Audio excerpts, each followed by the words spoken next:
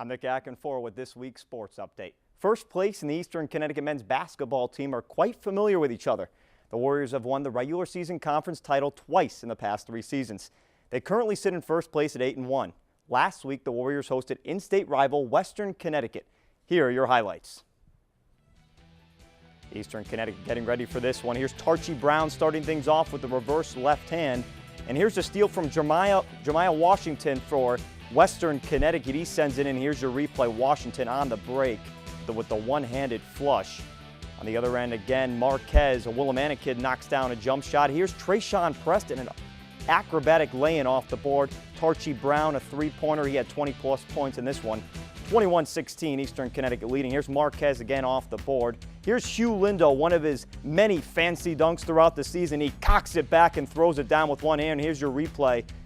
Back goes Lindo with the one-handed jam. 34-31, Eastern leading at halftime. Up ahead, here's Tarchie Brown, and one, count it. He gets that one to go. Then Preston, a three-pointer. That one's good. Colin Jordan, a smooth fadeaway jumper. Look at the replay on this one. As the shot clock was going down, Jordan fading away, gets it, gives Eastern a bigger lead, 57-53. Here's Brandon Yarborough, the senior, a three-pointer. It's good. Lindo was fouled. It was a 5-point play. Preston with the lay-in. Here's Tarchie Brown with the dagger. Left hand, that'll do it. Eastern Connecticut wins this one 82-68. The Warriors traveled to Plymouth State this past Saturday, where they were upset by the Panthers. The loss makes the final 5 games of the season a bit more interesting. Eastern hosts UMass Boston at the Geisler Gymnasium Saturday at 3 p.m. Second place wasn't on the mind of the Eastern Connecticut women's basketball team coming into this season, and it still isn't. The Warriors are sitting in second place at 7-2 behind UMass Dartmouth at 8-1.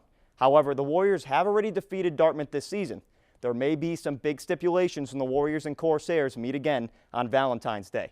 The women were in action last night as they took on Conn College. Here are the highlights. A non-conference matchup between the Camels of Conn College and the Warriors of Eastern Connecticut. There's Taylor McBride before this one. Here's Jill Rydtrowski, a little up and under finger roll off the glass is good. And here's a rebound by Lovett for the Camels. She puts it in. And again, Carly Smith, Willimantic, played with Rodriguez and McBride actually in high school. Here's again Rydtrowski, Jordan Nappy with some contact. She puts it in. Lovett, another jump shot. She knocks it down. A 29-27 lead for Eastern and a half. Here's McCourt in the second half. Roll around the rim and go in, and one, count it.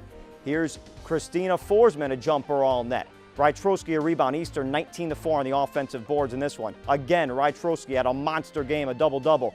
Forsman wants it in the corner. She knocks down a three, and they find her one more time as she knocks down this one. Eastern wins the game 65-47. Eastern will host UMass Boston in the Geisler Gymnasium Saturday at 1 p.m.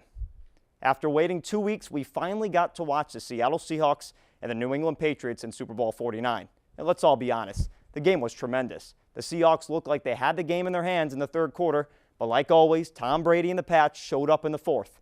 Brady threw a touchdown to Julian Edelman to give the Patriots a 28-24 lead. Russell Wilson and the Hawks marched down the field as time was winding down thanks to another David Tyree-esque catch by Jermaine Kearse. After a run by Marshawn Lynch getting the ball to the 1-yard line, the Seattle Seahawks coaching staff made one of the most questionable calls in Super Bowl history. Come on, Coach Pete.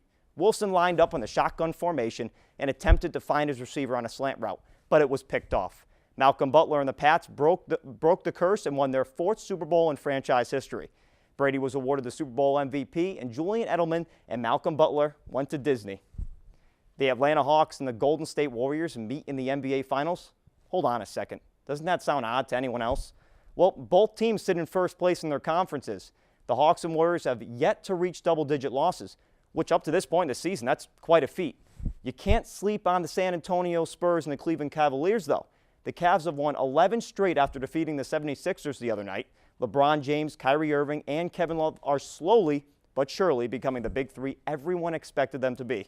And the Spurs know how to do one thing come playoff time, and that's win.